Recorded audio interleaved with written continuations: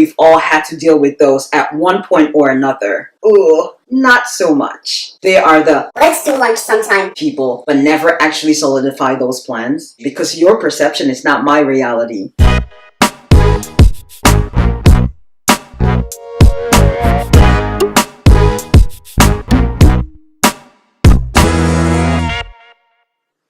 What's up, beautiful people? I hope you're having a wonderful day. Unfortunately, I don't have a wonderful topic. Ugh. So last week I was discussing stress, the causes of it, one of them being toxic people, but mainly I was discussing the solutions. Now, if you missed that one, I will have it linked down below for you. In today's topic, as the title suggests, I am going to be discussing how to spot a toxic person. Yes, we've all had to deal with one of those at one point or another, and sometimes it's very obvious. Other times, not so much. And it's those ones you gotta watch out for.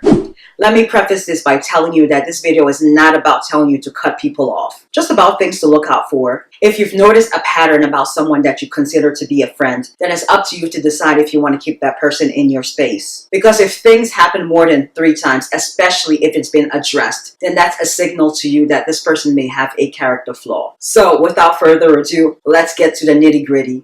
I think it's important to understand that we cannot discuss toxic friends or people without first discussing types of friendships. Some articles that I read previously had anywhere from 4 to 10 types of friendships. But I think essentially those could be boiled down to 3 solid types of friendships. In fact, according to Aristotle, friendships could be classified into 3 different categories. Friendships of utility, friendships of pleasure, and friendships of the good. Friendships of utility are basically business type friendships. People who have the same class as you, for instance, and ask you for notes whenever they skip class. Maybe a work colleague who you're working on a project with. They are the let's do lunch sometime people, but they actually never solidify those plans with you. Or maybe you guys hang out sometimes, but the conversations never go beyond work annoyances. Friendships of pleasure are your party, good time friends. Those are the people you want at your parties and you're always down for a good time. But you cannot get personal with them. They will tell your business to everybody and date your ex in 2 seconds. And they won't have any qualms about it. And then you have your friendships of the good. Those are friendships of reciprocity. People who are loyal, trustworthy, and respectful. Your ride or dies. Friends who would ride out any problems or disagreements with you or die trying. Those are friends who are so close to you, you're basically like relatives. Now the problem arises when you place a person in the wrong category of friends. For instance, someone who by all accounts seems to be just there for a good time. If you place that person in your friendships of the good category, it only ends one way.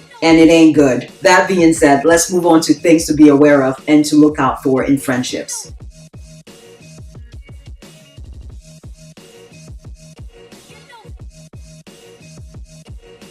We all gossip. Everyone talks about everyone. That's just a fact of life. And it's not always bad, the things that we say about others. However, if someone that you consider a friend is always telling you what Felicia said about you, all in the name of looking out for you, red flag. Why is Felicia so comfortable talking to you about me? You must be encouraging this behavior in order for her to keep talking to you about me. Otherwise, you would have put an end to it a long time ago by saying, okay, this is my friend and I would really appreciate you not dragging her name in the dirt around me, because friends have each other's back, whether they are present or absent. Also, this type of friend usually always wants to know other people's business just for the sake of knowing. Like, this information is not imperative to your life. Why must you know? You know?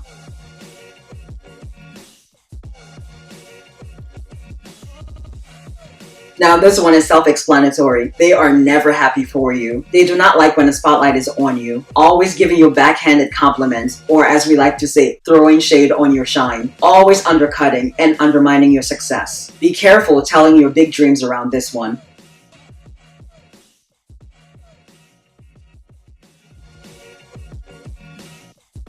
This one you can tell is personal, as I've talked about it in several videos, which I will link down below for you guys. Everything you tell this person has a negative response, because maybe this person has been through a lot. Maybe by his or her own doing, maybe not. But they choose to play the victim and stay defeated and be miserable. And you know, misery loves company. I can ignore shade because your perception is not my reality. But negative people will literally suck all the energy out of you. They're like the Dementors from Harry Potter.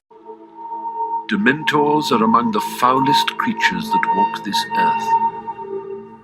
They infest the darkest, filthiest places. They glory in decay and despair. They drain peace, hope, and happiness out of the air around them. Get too near a Dementor, and every good feeling, every happy memory will be sucked out of you. And I personally cut people like that off, and I have no problem sleeping at night. And I can see them the next day and the day after and not speak to them and not be bothered because I know what I'm not missing. That's cold. And again, that's just me. You don't have to do the same thing, but maybe you can slowly distance yourself from people like that.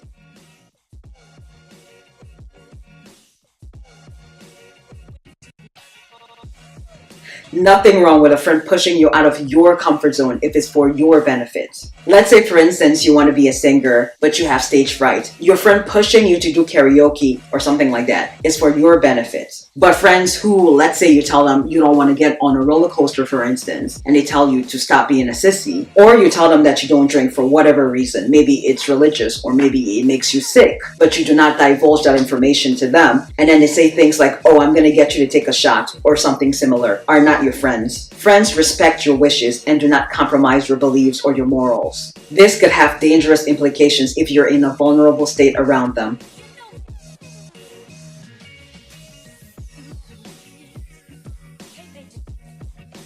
Nothing wrong with a little bit of friendly competition, but the friend for whom every single thing is a competition isn't your friend, especially if they're always trying to outdo you. Like, why, sis? I'm just living my life and you're too busy keeping score just to one-up me. I'm copywritten, don't copy me, as Missy Elliott once put it in her hit song, Get Your Freak On. And this concludes this week's segment. I hope you enjoyed it and found value to it. If so, go ahead and give me a big thumbs up, share, and subscribe. And do not forget to turn on your notification bell so that when I upload next Tuesday, you will be among the first to know. Thanks for watching and stay tuned for my review of Pet Sematary after this as promised. See you next week, Tuesday. Deuces.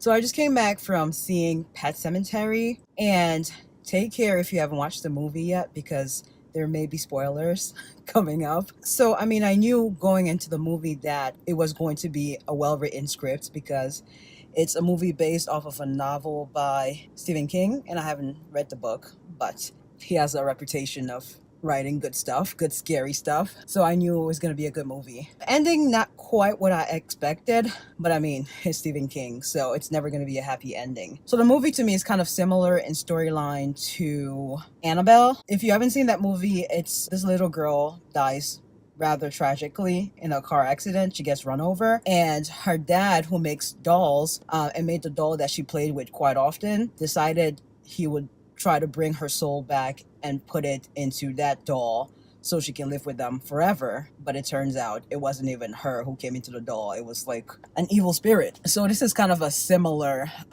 storyline where the girl dies rather tragically. She gets hit by a truck. And I mean, it's always tragic when someone dies in that way, but especially a child. It was quite tragic, that scene. I mean, and it made it slow motion. So she dies, and the dad thinks it would be a good idea to bring her back to life, which the old man who's your neighbor told him it's never a good idea, and dad is always better. And that's exactly what happened. Yeah, she came back and was causing all kinds of chaos, and that's basically what happened. So it was a good movie, but again, like, the trailer always gets me, man. The trailer, trailer gets me, and I go see the movie and I'm kind of underwhelmed. But I mean, like, I would give it 4 stars out of 5, only because the ending was kind of so to me. I'm not really a fan. I actually don't watch The Walking Dead, but it kind of like reminded me of that, Basically, all of them shared the same fate. So she came back from the dead, killed the mom turned around and killed the dad, and they all came back to life.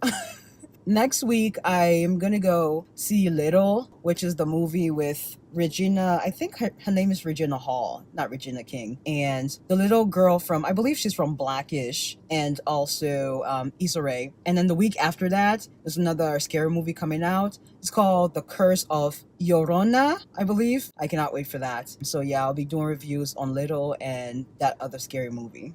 All right now.